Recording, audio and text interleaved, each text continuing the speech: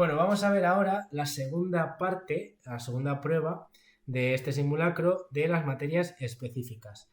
Que, bueno, pues es un simulacro, como ya os adelanté, de nivel medio alto. Tampoco he hecho un simulacro de nivel medio altísimo, pero sí que es verdad de que tiene más nivel. Las preguntas son un poco más complicadas con respecto al primer examen. Y bueno, grata sorpresa de ver que la nota media que habéis conseguido pues está cercana al 5. Es cierto de que esta nota es ya sacada una vez corregido todo el examen con la nota de corte del 4,5, es decir, que tuviese un 4,5 real, ahora pasa a tener un 5 y así sucesivamente.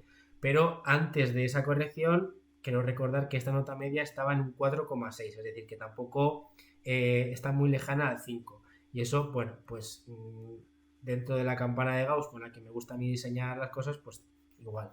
El término medio le mantenemos, ¿no? Entonces, bueno, pues contento de que tenéis un nivel asequible, estáis donde está todo el mundo y ahora lo único que tenemos que hacer es trabajar para colocarnos en las posiciones de nivel medio alto de los opositores y, bueno, desmarcarnos y quedar por encima de ellos, ¿no? Nota más baja un 2,4, nota más alta un 7,5, bastante bien, y aquí la varianza ya es menor que en el anterior examen, es decir, que aquí las notas entre vosotros pues ya no son tan, no hay tanta diferencia entre unos y otros, ¿no? Entonces ya se asemeja un poco el nivel entre vosotros, así que, bueno, bastante bien. Eh, Análisis por preguntas. Pues bueno, como dijimos anteriormente, vamos a analizar aquellas preguntas que menos porcentaje de aciertos hay, que en este caso sí que es verdad de que hay una cantidad mayor de preguntas que corregir aquí en este examen que en el primero, ¿no? Pero bueno, vamos con la pregunta número 3, la primera de todas, que dice, el verdugo capuz es una prenda, bla, bla, bla, nos pregunta su norma UNE. Y esta es una de las preguntas, dato, que he querido meter pues bueno, pues para que anotéis o ampliéis vuestro conocimiento sabiendo de que la última actualización de la norma UNE EN del verdugo, que no es ni ISO ni nada, por eso os coloco aquí también la opción de un ISO para que sepáis que tampoco es ISO, pues que la última actualización es del 2017, que deroga a la 13.911 del 2004, que era su última, su anterior actualización, perdón. Entonces, bueno, pues hay que ser también, hay que tener muy mala leche, ¿no? El tribunal o tribunales que anden preguntando el año de la norma, pudiendo preguntar solamente la norma, pero bueno, hay preguntas de nivel alto en todas las oposiciones. Bueno, en caso de que caiga alguna, pues que en este caso el verdugo ya lo sabéis, que es de 2017 y si ojalá nos caiga en el examen oficial, pues bueno, ya la sabéis y la tenéis como pregunta fácil, ¿no? Una pregunta de nivel alto la tendríais como pregunta fácil porque ya tendríais ese conocimiento. Bien, pregunta número 4. Las funciones y servicios que realiza el Servicio de Extinción de Incendios y Aviento de Segovia son, entre otras, bueno, pues es una pregunta sacada de un tema muy facilito, ¿no? Muy sencillito, inofensivo para algunos, de 5 páginas nada más, que es el de la estructura y funciones de los bomberos de Segovia.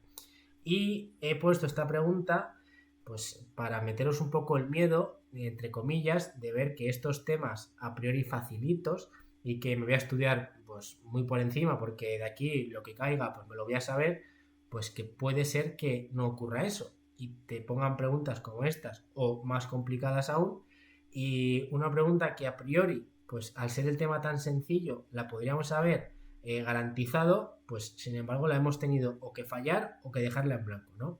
Entonces nada, aquí lo único que he hecho ha sido ir metiendo cositas que no vienen en las funciones, pues he metido ahí una in de movilizaciones, que es la verdad, aquí abajo pues he metido un no, ¿vale? He modificado ciertas partes de los párrafos literales y el único que no está modificado es la C, que es la respuesta correcta.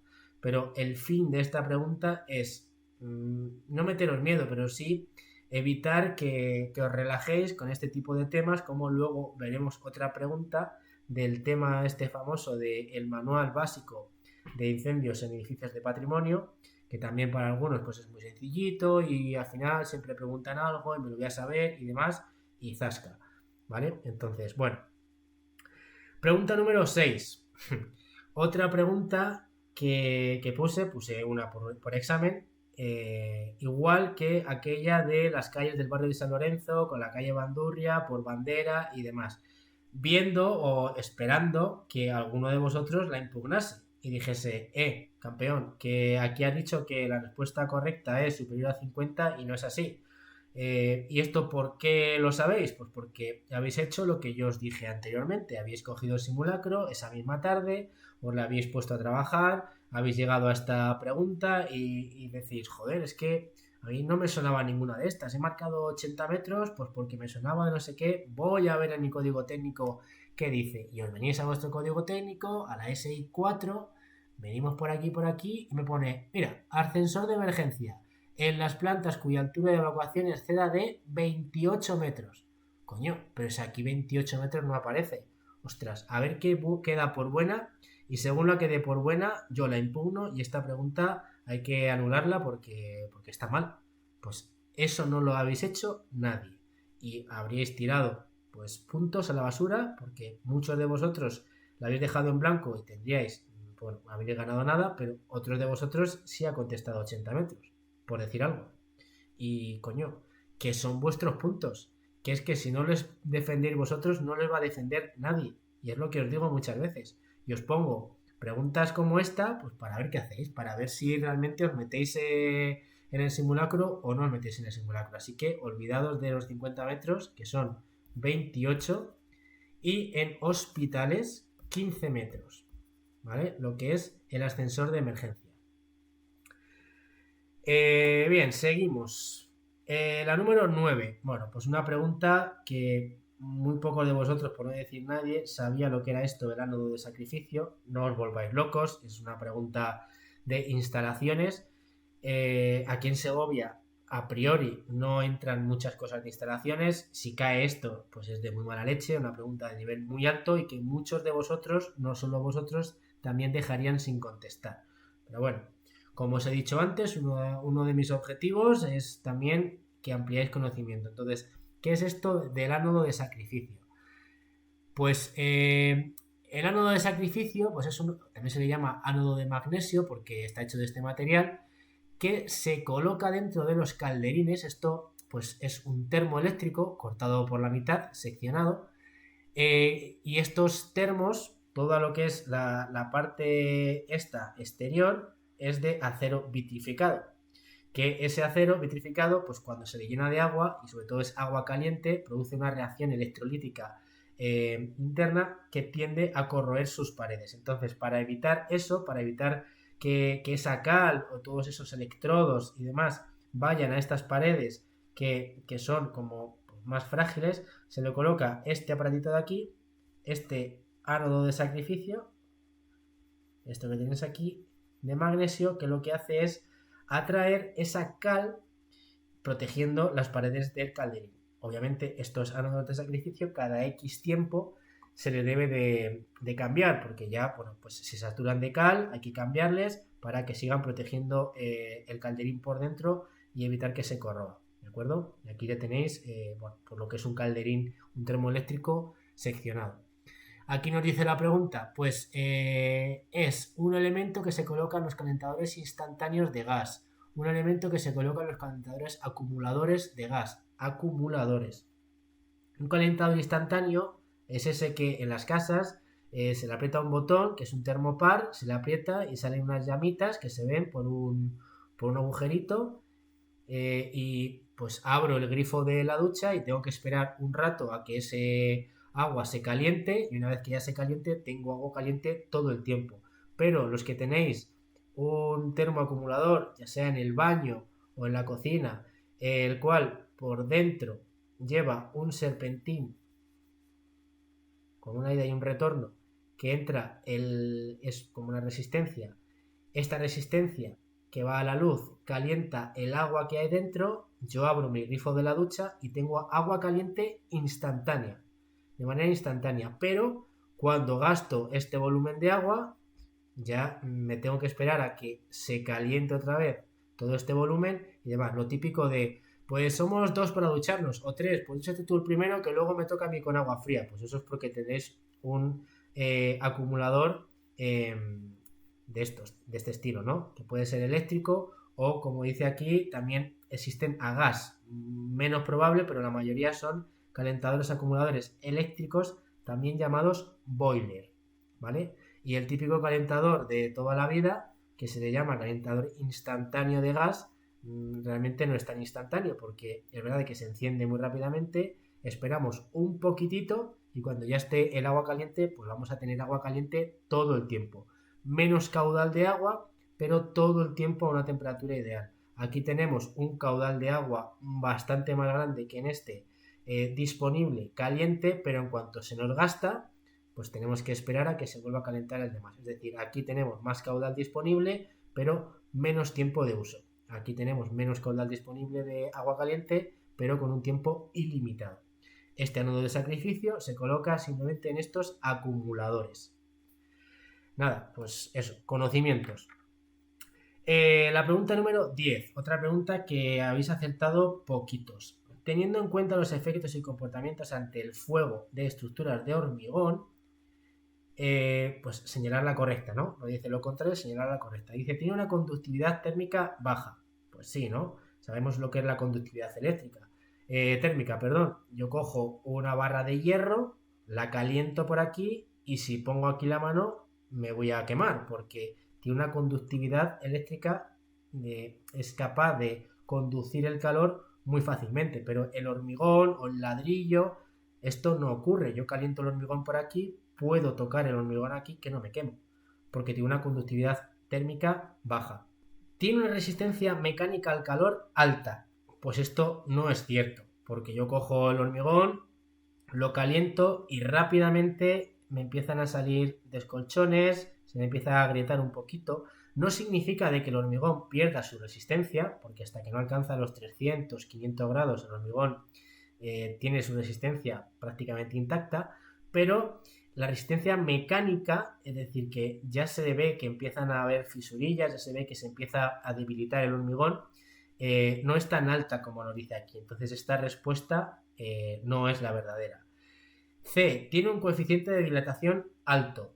Tampoco es verdadera, porque el hormigón armado normalmente lleva dentro unas varillas de metal, que estas varillas sí que es cierto de que dilatan con gran facilidad bajo la acción del calor, pero el hormigón no. El hormigón se mantiene más o menos estable, no dilata tanto como el acero. ¿Qué pasa con el acero? Por eso lleva esas corrugas dentro, para evitar que esa dilatación pues también resquebraje, digámoslo así, y por un lado vaya la varilla y por otro lado se quede el hormigón, haciendo que se pierda la resistencia mecánica del hormigón muchísimo más rápido. Por tanto, esto de que el hormigón tiene un coeficiente de dilatación alto es falso. Y todas son correctas, también son falsas porque estas dos no lo son. Así que correcta la A, que es verdad de que tiene una conductividad térmica baja. Pregunta número 11. Otra pregunta de concepto que muchos no conocíais. En los forjados reticulares de hormigón es común que el apoyo sobre un pilar, el forjado, no sea ligero, ahora lo veremos todo esto, sino que sea macizo dentro de un perímetro alrededor del encuentro con el pilar. ¿Cómo se llama esta parte? Bueno, pues se le llama abaco. Y os voy a poner aquí una serie de fotografías de lo que es un pilar, un forjado reticular. Fijaos, esta que veis aquí es un forjado reticular desde abajo con casetones o bovedillas no recuperables y el ábaco es esta parte de aquí que se ve, aquí se ve mejor, que está todo macizo, ¿de acuerdo? Aquí vamos a ver fotos del encofrado, es decir, el pilar está por debajo, se le ponen unos moldes de madera, lo que es el forjado, y estos son los casetones que se nos van colocando. Son casetones, algunas veces se pueden recuperar, otras veces se quedan embebidos en el forjado y hacen la misión de una bovedilla, que es aligerar el forjado simplemente. Y en el encuentro del pilar veis que no se colocan esos casetones, sino que se deja que cuando aquí se abierta el hormigón esto va a ser macizo y se le colocan estas armaduras en cruz y estos pequeños redondos, que se llaman arañas, por la forma que hacen, que ahora veremos para qué sirven. Se le llama armadura antipunzonamiento, ¿vale? Aquí tenemos alguna otra foto. Aquí veis los casetones todos colocados y justo en la parte del ábaco se dejan sin colocar para que esto sea fijo. Bueno, a ver si aquí en esta pequeña pizarra lo puedo dibujar bien. La diferencia entre un forjado reticular y un forjado unidireccional. El forjado unidireccional, pues tenemos por un lado los pilares, ¿de acuerdo? Sobre el cual se le coloca una viga. Aquí tenemos otro pilar con su otra viga. Y sobre esta viga se le colocan las semiviguetas. Vamos a ver que no pintaba. Ahí está. Se le colocan pues una serie de semiviguetas y sobre estas semiviguetas se le van colocando las bovedillas, etc, etc, así todo el tiempo y al final se hormigona encima y demás. Un peso que me venga aquí se distribuye por toda la solera del hormigón hacia estas viguetas. Estas viguetas distribuyen el peso en las vigas y las vigas distribuyen el peso en los dos pilares, que estos dos pilares luego lo distribuirán en las zapatas de hormigón.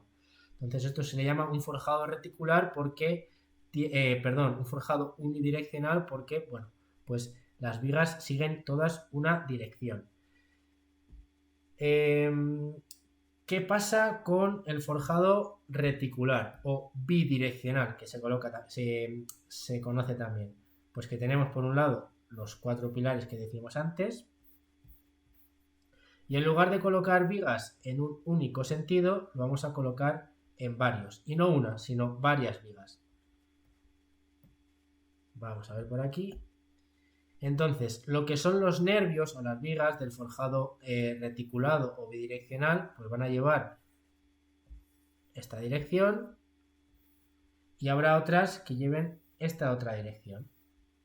De tal forma que, como dijimos antes, si tengo un peso que me cae en mi forjado, este forjado va a trasladar tanto por estos nervios de forma longitudinal como por estos otros de forma transversal, todos esos esfuerzos los va a repartir entre los 4 pilares. De esta forma, pues nos permite tener forjados con unas distancias entre pilares muchísimo más grandes, o si tuviésemos los pilares igual de juntos que en un forjado unidireccional, nos permitiría tener un forjado más esbelto o menos grueso, porque tendríamos a igualdad de condiciones mayor resistencia mecánica con este tipo de forjados, ya que la misma carga la reparten entre 4 pilares y no entre 2, como pasaba anteriormente con las semiviguetas y las vigas. Entonces, para evitar que, bueno, esto que es como una losa, que al final luego esto todo se hormigona, y esto tiene un peso, y si a ese peso le apretamos bastante bien, y aquí solo tenemos una parte del canto del pilar que es sobre la que está apoyando esa losa, pues corremos el riesgo de que eso pueda llegar a aparecer un pilar por aquí, a romper, la losa se caiga por cortante, digámoslo así. Entonces, para evitar eso, ¿qué es lo que se hace? Pues ya vimos anteriormente, aquí se le colocan unas armaduras en forma de cruz y unas armaduras en forma de araña para evitar este cortante o este esfuerzo antipuncionamiento. Voy a intentar dibujarlo que se vea mejor aquí en un perfil, el perfil del forjado o del encofrado. Aquí tengo mi pilar y sobre ese pilar pues me coloco unas armaduras a modo de zuncho en la parte de que son, digámoslo así, esta parte de aquí, otras así de forma perpendicular con sus encepados, que sería esta parte de aquí, y luego le pondría esa famosa araña o armadura antipunzonamiento que me haría esta forma. Estaría de esa manera, tendría otra colocada aquí, tendría otra colocada aquí y otra colocada de frente, ¿no? Tendría una así, otra así, una así y otra así. ¿Y esto qué es lo que hace? Que una vez que rellene el forjado con hormigón, todo esto sería hormigón, si aquí tengo bastante peso, y aquí tengo el pilar que solamente se sostiene en el forjado por esta parte de aquí, pues evita que este forjado rompa por esta parte que estoy dibujando de color naranja, rompa con grietas de esta manera y se nos quede, pues rompa por cortante, digámoslo así, y se nos quede el forjado roto. Entonces, para evitar estas grietas, se le pone de forma perpendicular esas armaduras en forma de araña para evitar ese corte antipunzonamiento que se le llama. Pero vamos, que olvidaos del tema. Para que todo esto me entre, aparte de ser forma constructiva, de poder meter todas estas armaduras y reforzar este punto débil de estos forjados en particular, pues se le deja todo este espacio sin rellenar los casetones, que sea todo solidario y todo con hormigón en masa, y esto es lo que se le denomina como ábaco. Entonces, bueno, espero no haberme enrollado demasiado, pero es que alguno en particular me ha dicho que esto quería que lo explicase mejor y bueno, pues así es.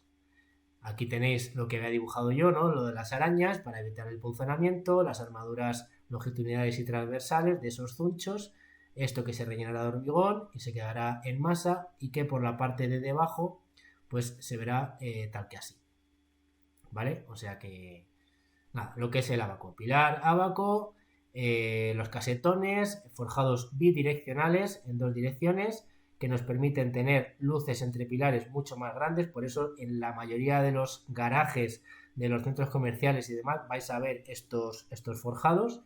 Estos son casetones no recuperables, pero la mayoría de los casetones pues suelen ser recuperables y tenéis, es decir, que luego se quita ese encofrado en forma de cúpula y aparecen estos agujeritos porque, ya os digo, igual que lo sabéis, que en un forjado unidireccional yo puedo perfectamente, después de haber hormigonado, quitar o romper todas las bovedillas que la resistencia de ese forjado no va a variar. Es decir, la bovedilla simplemente está ahí a modo de encofrado perdido para aligerar el forjado, pero no hace ninguna misión de pues que tengo una bovedilla y resiste más. No.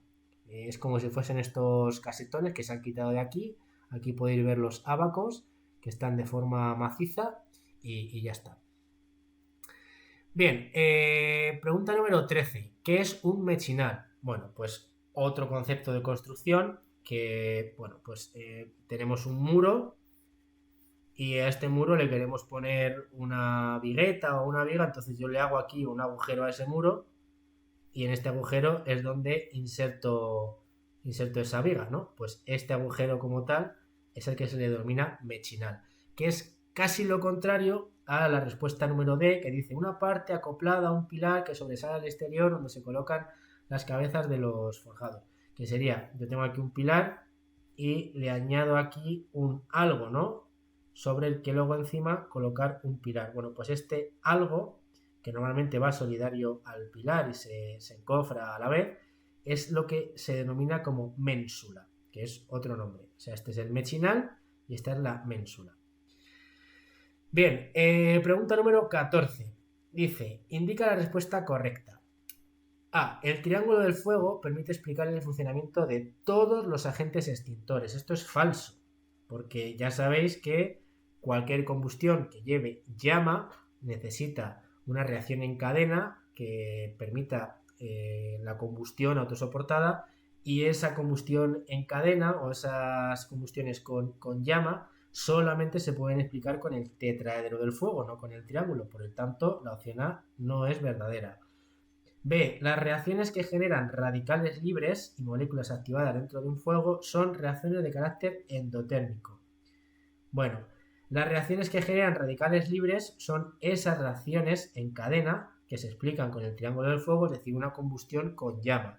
y todas esas combustiones con llama, reacciones de oxidación-reducción, son de carácter exotérmico, es decir, los reactivos, lo que tenemos antes, tienen mucha más energía que los productos, tanta que son capaces de generar la combustión con esa energía y soltar el resto en forma de calor. Por eso una reacción con llama, una reacción de oxidación-reducción, son de carácter exotérmico.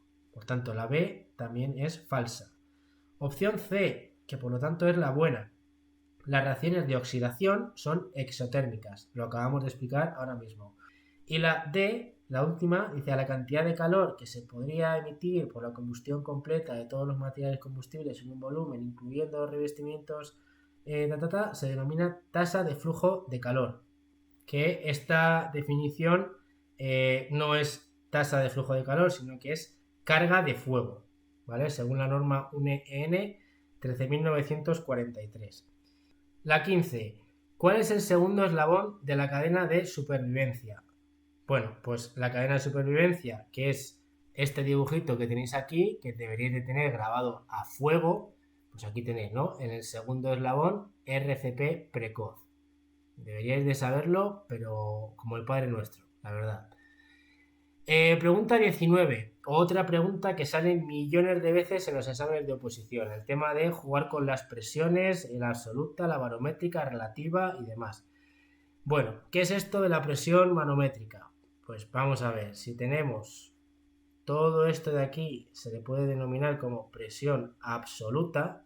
La presión absoluta es la presión manométrica, que se mide con manómetros, más la presión relativa o barométrica, que se mide con barómetros, que es la típica de que tenemos una presión de una atmósfera sobre el nivel del mar, más luego la manométrica que nosotros estemos aportando, pues imaginaos en una bomba, pues 7 bares, 8 bares, lo que sea, pero todo eso hay que sumarle la presión relativa o barométrica, que esto depende de a la altura a la que nos encontremos.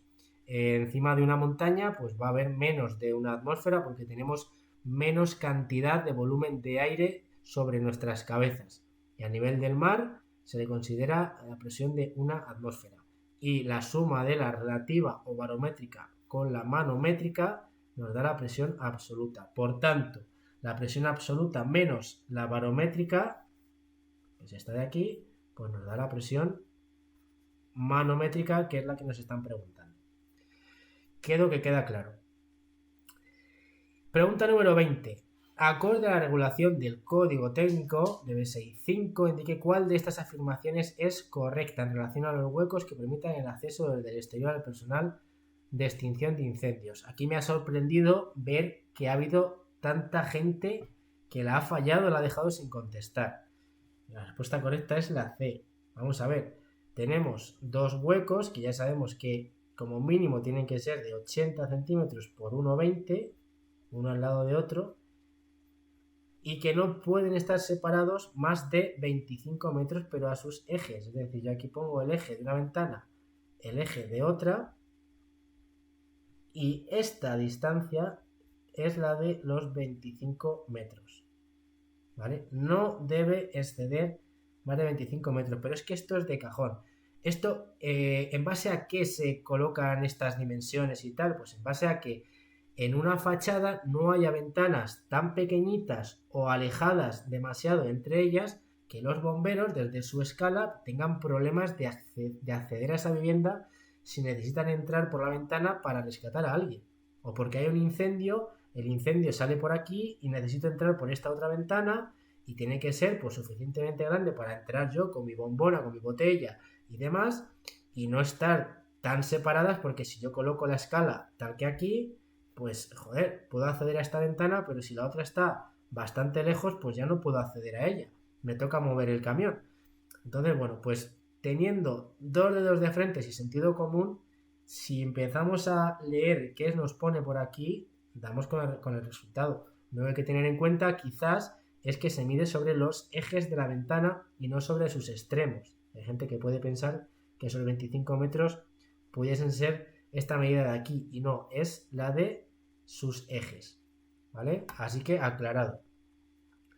Continúo, pregunta número 25. Esta es interesante también. Dice, ¿qué extintor es más eficaz? ¿1.21a o 1.89b? Bueno, pues no pueden compararse entre sí. ¿Por qué? Porque, bueno, aquellos que sepáis el tema de los hogares tipo, el que lo sepa, el que no lo haya visto y demás, los hogares tipo son una serie de ensayos que se realizan a los extintores dependiendo del tipo de clase o qué material vayan a tener que extinguir, ¿no? Por los hogares tipo de clase A, es decir, para fuegos sólidos, pues aquí tenéis el hogar tipo que se realiza, pues un bastidor metálico con tanto de altura, tanto de anchura y demás, que básicamente es esto que tienes aquí. Aquí tienes una foto. Son una serie de tablillas con unas dimensiones normalizadas, las cuales, bueno, pues se colocan tantas tablillas como el hogar que se necesite. Dice, bueno, pues para un hogar 21A, pues tiene que tener tantas tablillas, 21 por aquí, 21 por allá, 7, no me lo sé de memoria, pero un hogar 21A pues es más pequeño que un hogar 55A, por ejemplo. Y se coge el extintor, se realiza el ensayo y si ese extintor logra apagar este hogar, pues se le da la clasificación de 21A. Es capaz de apagar todo esto. Pero los hogares de tipo de la clase B, que son de líquidos, se realiza con este recipiente, en el cual se pone una cantidad de 2/3 de combustible, que suele ser heptano, y 1/3 de agua, que es el líquido, entre comillas, que deberá de extinguir. Todo esto, bueno, pues se prende con unos determinados tiempos de dejarlo reposar, de dejarlo arder y demás, y después se extingue con el extintor. Si ese extintor logra acabar con este fuego, pues dependiendo de los litros de combustible que tenga este recipiente, pues así se le otorgará, pues si es 89B, si es 233B, etc, etc. Por esa razón, no pueden compararse entre sí estos extintores. Este de aquí apaga un hogar de madera, con tablas de madera de determinado tamaño, y este de aquí lo hace pues un recipiente metálico con un combustible que es heptano y demás. Entonces, bueno, cada uno apaga su hogar tipo. Entonces, por eso no pueden compararse entre sí. Ahí estaba la cuestión. Pregunta 27. Literalidad de los apuntes. Esto viene en cualquier apunte que tengamos de incendios forestales. Nos va a aparecer por aquí la clasificación de combustibles Rotterman, que tiene 13 modelos de combustible clasificados por clases y demás, y eso os lo tenéis que saber, os guste o no os guste. Y es complicado. De hecho, en la última oposición a Segovia cayó uno de estos modelos, quiero recordar que cayó modelo 4, pues lo mismo, ¿no? De la misma manera, venía el enunciado y te decía que qué modelo de la escala de la clasificación Rotterman estaba hablando el enunciado, ¿no? Pues esto lo siento mucho, pero sí que hay que sabérselo bastante bien. Pregunta número 28. ¿Qué tipo de gas es aquel que disponga el código de clasificación 4A? Pongo aquí que lo he tachado sin querer. 4A. Y dices, ¿qué coño es esto del 4A? Bueno, en otras oposiciones a Segovia ha caído preguntas como esta y aquí os he puesto la clasificación de los gases de mercancías peligrosas, que por un lado tenemos una clasificación con un número, el 1, el 2, el 3, el 4, el 5, el 6, el 7 y el 8. El 1 son gases comprimidos, el 2 gases licuados, el 3 licuados refrigerados, el 4 disueltos, etc, etc. Y por otro lado tenemos las letras, que estas letras aparecen ya no solo en gases, sino en materias sólidas y demás, que tenemos el A como asfixiante, el O como comburente, F inflamable, tóxico, tóxico inflamable, tóxico comburente y así con el resto. De tal forma que se pueden hacer códigos mezclando estos números y estas letras. Por ejemplo, pues un código 3F, pues sería un gas licuado refrigerado inflamable. En este caso, la pregunta nos dice 4A, por lo tanto, 4A es un gas disuelto asfixiante. que es tal y como nos marca la respuesta correcta que tenemos aquí. Aprenderos bien estos numeritos porque ya os digo, otras veces en Segovia han caído preguntas similares a esta de aquí. Pregunta número 30. Según el manual de intervenciones en accidentes de tráfico DGT y APRAT, en su apartado correspondiente a la fase 3, o sea, más concreto no lo puedo poner, para la maniobra e introducción de la tabla espinal por la zona de la cabeza son necesarios, pues bueno, nos vamos al manual APRAT que tenemos por aquí y aquí tenéis introducción de la tabla espinal por la zona de la cabeza. Son necesarios 4 rescatadores más el que introduce la tabla espinal.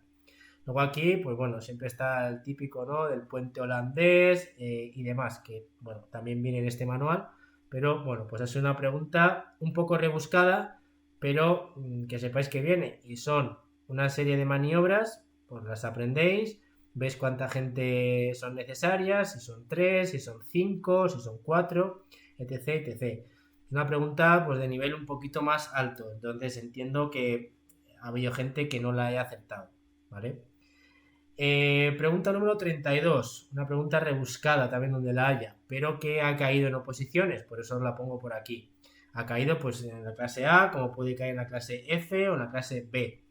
¿Cuántas eficacias se tienen en la clase A? Pues son 8 eficacias. Nos vamos aquí donde estábamos antes en el tema de los hogares tipo A y vamos a ver, aquí están las 8 eficacias: 5A, 8A, 13A, 21A, 27A, 34A, 43A y 55A. 8 eficacias.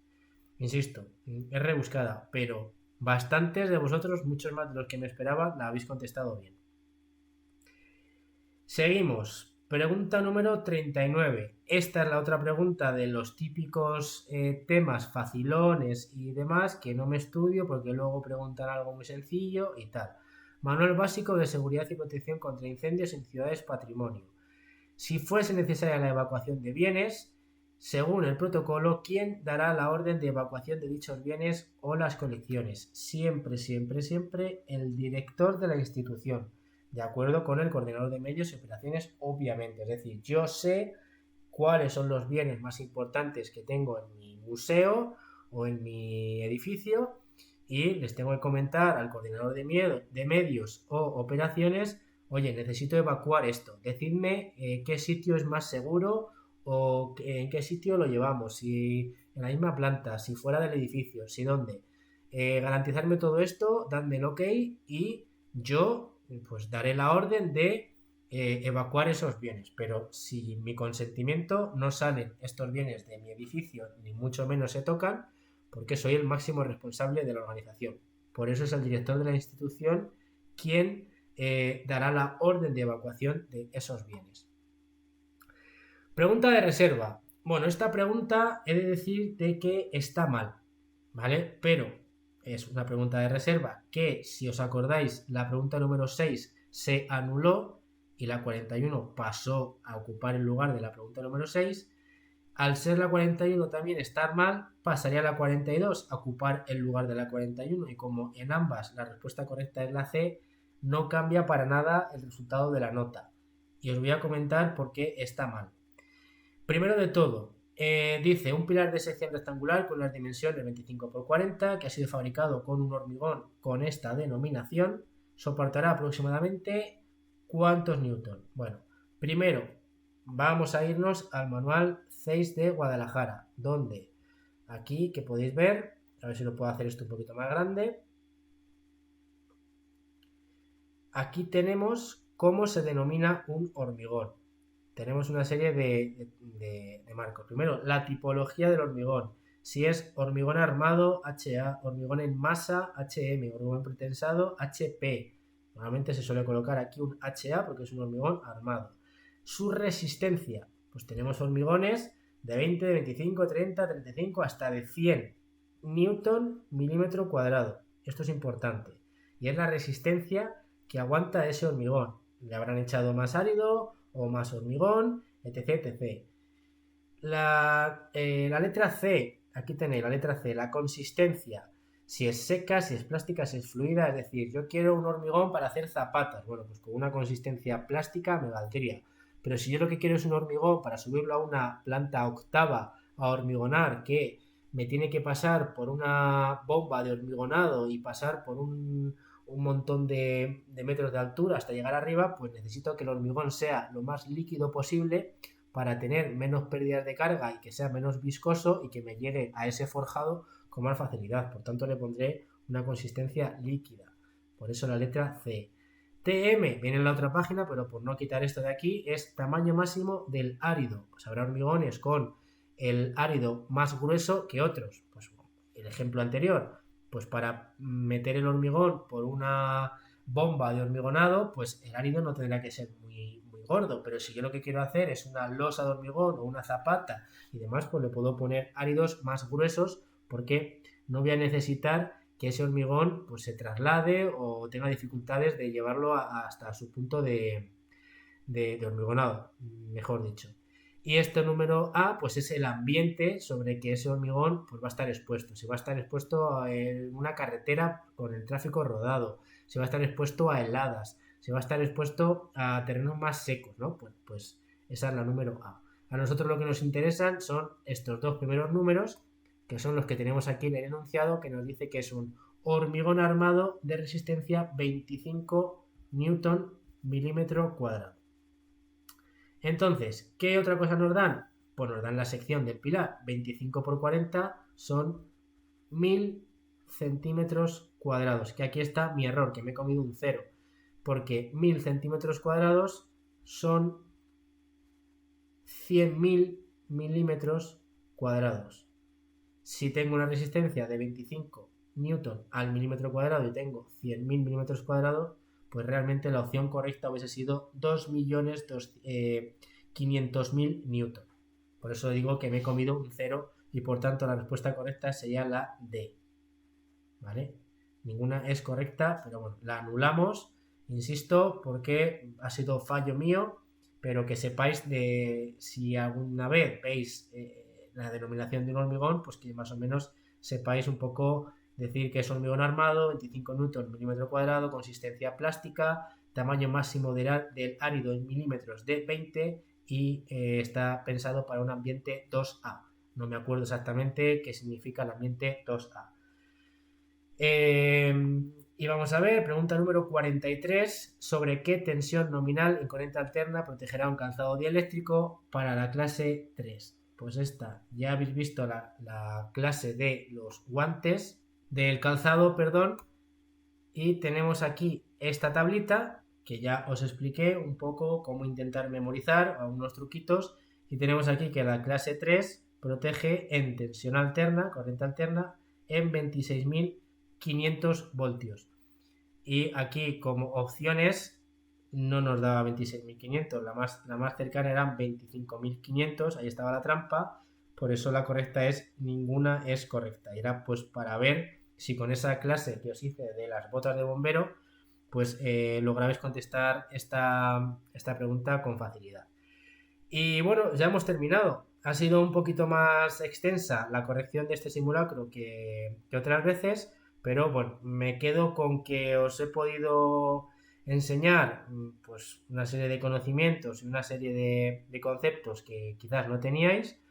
Espero que vuestras sensaciones después de este simulacro hayan sido buenas, que sepáis que esto no ha hecho nada más que empezar y que, bueno, pues hasta la oposición, la previsión que hay es que podamos hacer otros 4 simulacros como este y que ya el quinto ya sea el examen final y que ya llevéis unos conocimientos y una estrategia, una táctica y una forma de saber gestionaros en este tipo de exámenes, pues ya de pro, como vais a ser, de unos tíos que vais a sacar nota y que vais a quedar muy arriba en la clasificación. Así que nada, espero que os haya gustado, como siempre os digo, y nos vemos en el siguiente vídeo.